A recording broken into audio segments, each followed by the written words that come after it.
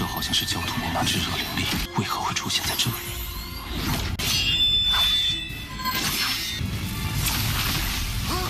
出生给我吧。 Hola semuanya, bagaimana nih kabar kalian? Pada kesempatan hari ini, kita akan melanjutkan Tonghua dari Renegade Immortal atau Babang Wang Lin. Yang dimana ya, untuk makam Suzaku telah dibuka, tandanya akan terjadinya persaingan yang begitu ketat. Apalagi untuk klon dari Dewa Thousand ternyata ikut masuk ke dalam makam Suzaku dan ingin sekali membalaskan dendamnya terhadap Wang Lin.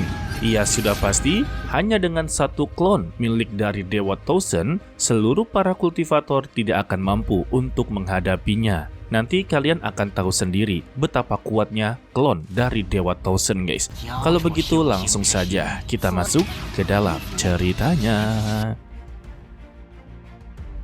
Di dalamnya, Wang Lin mengingat perkataan dari si Tunan, kalau makam Suzaku sebetulnya sama sekali tidak terlalu besar, tetapi terbagi menjadi dua tempat, yaitu internal dan eksternal. Dan saat ini, Wang Lin diperintahkan untuklah memasuki gunung spiritual yang berada di tengah-tengah makam Suzaku. Dan itu adalah letak dari makam Ye Wuyu. Namun, secara tiba-tiba, Wang Lin langsunglah diserang dari penghuni asli makam Suzaku. Bahkan ketika tangannya putus, dia bisa untuklah beregenerasi. Wang Lin menyadari kalau lawannya ini telah menyatu dengan makam Suzaku. Semua energi spiritual adalah miliknya. Tanpa basa-basi, dia mengeluarkan pedang surgawi dan langsunglah memusnahkan keberadaannya. Setelah berhasil, Wang Lin mengambil inti jiwanya. Dan secara tiba-tiba, inti jiwa ini berubah menjadi dua. Dan dia menyadari lagi kalau ini bukanlah inti jiwa, melainkan adalah jiwa kehidupan. Tidak sampai di situ, ternyata di bawahnya banyak sekali jiwa kehidupan yang bertebaran, guys. Namun, Wang Lin tidaklah mempedulikannya. Dia langsung membuang dan pergi dari sana. Sesingkatnya, 3 hari telah berlalu, dirinya merasa perjalanannya telah sia-sia. Sebab dia sama sekali tidaklah menemukan jejak lain. Secara tiba-tiba, ada seorang pria muda yang bernama Mu Rongyun meminta pertolongan kepada Wang Lin. Karena serangannya juga mengarah kepadanya, Wang Lin terpaksa untuklah menahan serangan tersebut. Dan Mu Rongyun sungguh berterima kasih atas penyelamatannya. Dan juga di sana ada tetua yang bernama Mo Yunhai berterima kasih kepada Wang Lin. Lalu ya, untuk Mu Rongyun juga dipertanyakan. Baru saja dia telah mengatakan dirinya tahu cara untuklah masuk ke bagian dalam makam Suzaku. Dan Mu Rongyun membenarkannya. Namun untuk memasuki bagian dalam atau bagian internal cukuplah dikatakan rumit. Di sana banyak sekali makhluk spiritual serta monster surgawi yang akanlah menghadang mereka. Dan alasan dia tidaklah bisa masuk karena kultivasinya tidaklah cukup. Jika dia memaksakannya, sudah pasti dirinya akanlah meninggoy.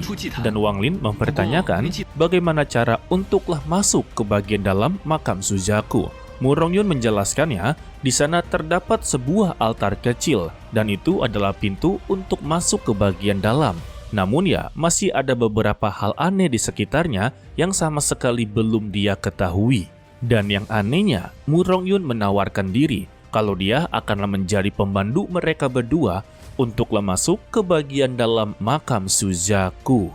Karena tidak ada petunjuk lain, Wang Lin mencoba untuklah mempercayainya. Meskipun ya sebenarnya kita tahu kalau Wang Lin akan selalu waspada terhadap siapapun, guys. Sesingkatnya, mereka pun berada di sebuah altar kecil dan Wang Lin langsunglah menyabarkan akal ilahinya untuk berjaga-jaga. Sedangkan untuk Mo Yunhai, dia memiliki sifat yang begitu serakah. Dirinya menelusuri ingatan dari Mu Rongyun. Benar saja, di depannya ini adanya sebuah altar dan dia bisa masuk ke bagian dalam. Tetapi yang tidak dia ketahui, kalau altar ini bisa menjadi sebuah jebakan yang akanlah menghabisi nyawanya. Contoh pertamanya yaitu Mo Yunhai dengan sifat keserakahannya dan terburu-buru membuat dia haruslah pindah alam. Sedangkan untuk Wang Lin, dia langsunglah mengunuskan pedang ke arah Mu Rongyun untuk meminta penjelasannya dengan begitu detail. Jika tidak, dia akanlah menerima konsekuensinya. Hal pertama yang dipertanyakan, kalau baju yang dipakai oleh Mu Rongyun bukanlah zaman sekarang, melainkan ya seperti seragam kuno. Jadi dia inginlah tahu siapa dia sebenarnya. Dengan begitu pedenya, dia menjawab, dia adalah jiwa kehidupan. Dan Wang Lin mempertanyakan hal kedua, mengapa dia bisa berada di sini. Dia menjelaskan lagi, ketika mereka memasuki makam Suzaku, maka semuanya akanlah menjadi jiwa kehidupan. Begitu juga dengan kehidupannya pasti berada di sini. Lalu Wang Lin kembali bertanya lagi, sebenarnya apa yang dia inginkan? Mu Rongyun ternyata tidak memiliki tujuan ataupun keinginan. Namun, dia tidak inginlah melihat siapapun berhasil untuk memasuki bagian dalam. Dan Wang Lin memberikan sebuah peringatan terakhir. Dia bisa saja untuklah menghabisinya dengan begitu mudah. Jadi, lebih baik berkata jujur kepadanya, di mana altar yang sebenarnya. Karena untuk altar yang sebelumnya ternyata palsu, guys. Sayangnya, Mu Rongyun menolak untuklah memberitahu, membuat Wang Lin haruslah bertindak kasar terhadapnya. Dan berbagai serangan pun langsunglah dikerahkan, guys. Setelah dirinya tertangkap, Mu Rong memberitahu lagi, percuma saja dia menghabisi nyawanya, karena dia adalah jiwa kehidupan yang bisa untuklah bereinkarnasi. Jadi pada intinya, dia tidak akan pernah bisa untuk menghabisi nyawanya. Namun, ini adalah kesalahan dia memberitahu kepada Wang Lin. Maka Wang Lin yang awalnya niat untuk menghabisi nyawanya, langsunglah berubah pikiran kalau dia tidak akan menghabisinya, melainkan dia akanlah disegel seumur hidup. Maka dengan begini, jauh lebih menderita daripada meninggal dunia. Alhasil, Mu Rong menjadi begitu ketar-ketir. Dia pun akhirnya memberitahu di mana altar yang sebenarnya. Ternyata di bagian timur, tepatnya ada sebuah lembah yang telah dibentuk oleh 9 puncak gunung. Setelah mendapati informasinya, Wang Lin tetaplah menyegelnya. Sedangkan kita diperlihatkan beberapa praktisi yang telah memasuki makam Suzaku telah berhasil untuklah menemukan rahasia keabadian makhluk spiritual. Tetapi karena memiliki manfaat yang begitu banyak, satu persatu para praktisi memperlihatkan keserakahannya. Bahkan mereka rela untuklah mengorbankan rekannya sendiri, guys. Wadidaw. Dan juga ini berlaku kepada Qian Feng yang sedanglah berhadapan dengan makhluk spiritual di makam Suzaku.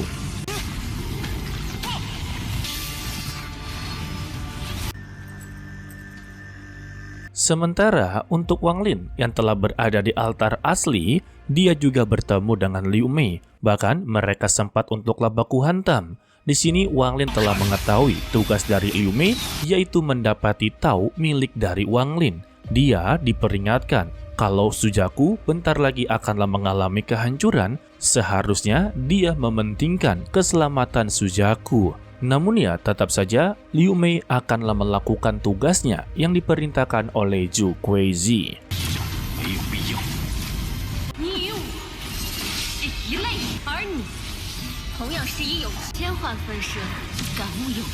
Dan ketika Wang Lin inginlah menggunakan kekuatan bendera jiwa, Liu Mei langsunglah memperingatkannya. Dia akanlah menghancurkan altar ini, maka dia tidak akanlah pernah bisa masuk ke bagian dalam. Hal ini membuat dia bertanya-tanya, sebenarnya apa tujuan dia? Dan Liu Mei menjelaskan, sekarang dia hanya kurang satu rintangan terakhir untuklah menyempurnakan 1000 lingkaran. Ketika dia berhasil, maka dia akan mencapai tahap akhir dari transformasi jiwa. Jadi, satu kekurangannya berada di Wang Lin, yang dimana dia berkata, Wang Lin telah ditakdirkan untuklah menjadi ekornya. Wang Lin mengetahui kalau kondisinya dalam bahaya, mereka langsunglah memulai pertarungan.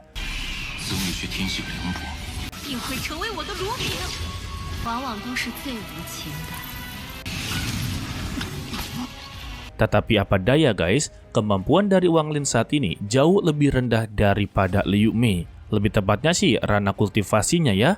Bahkan kekuatan domainnya saja hampir diambil alih. Beruntungnya ya Wang Lin bisa mempertahankan. Dan dia juga diejek-ejek kalau kekuatan domain miliknya ini memanglah kuat, tetapi sangatlah tidak cocok untuklah dirinya.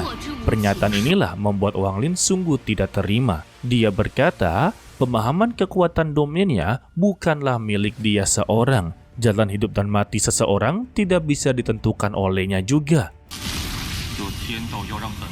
Dan secara tiba-tiba, Meiji langsunglah keluar dan memasuki lautan kesadarannya. Sedangkan untuk Wang Lin, dia teringat dari perkataannya Moji kalau Liu Mei memang tersisa satu rintangan saja, dan itu tertuju kepada Wang Lin, dan dia akan mengambil pemahamannya.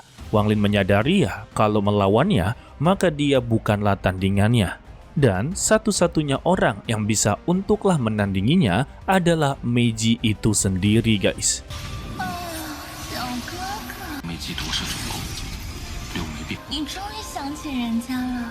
Dan gara-gara serangan dari Meiji membuat Liu Mei menjadi begitu lemah.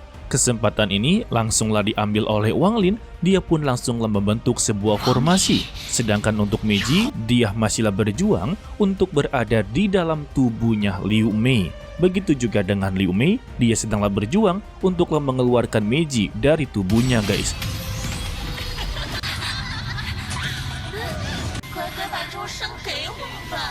Sebab jika tidak dikeluarkan, maka jiwa Meiji yang satu ini bisa untuklah mengendalikan atau mengambil alih tubuh dari Liu Mei.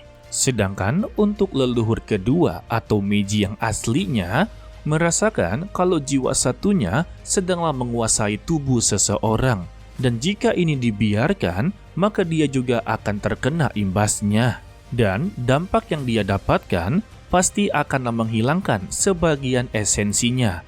Dan ini sama sekali tidaklah diinginkan oleh leluhur ketiga. Tadi salah sebut ya.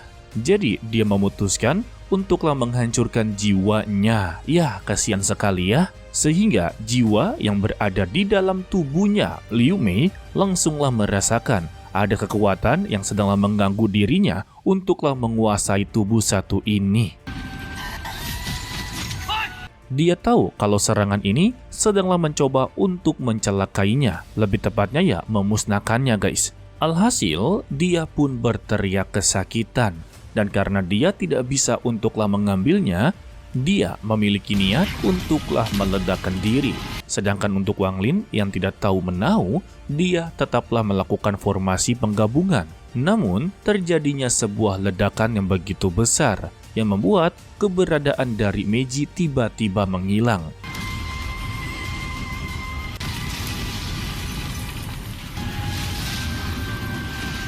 Kita masih belum tahu apakah dia benar-benar musnah atau sama sekali tidak.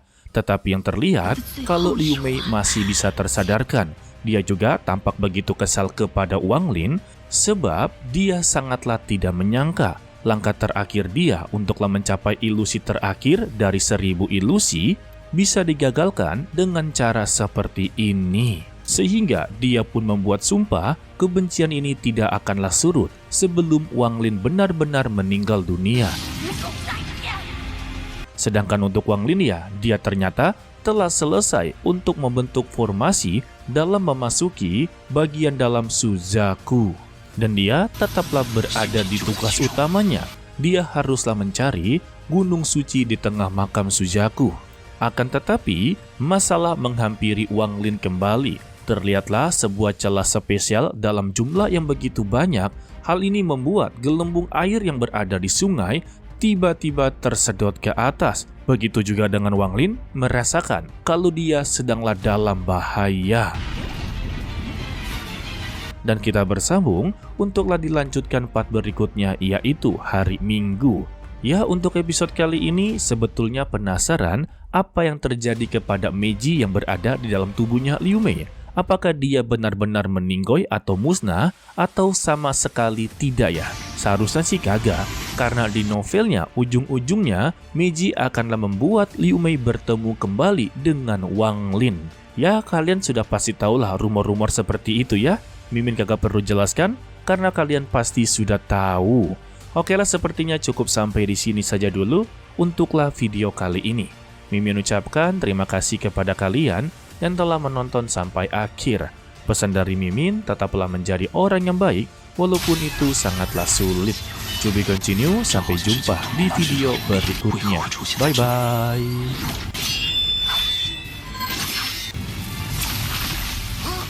出生给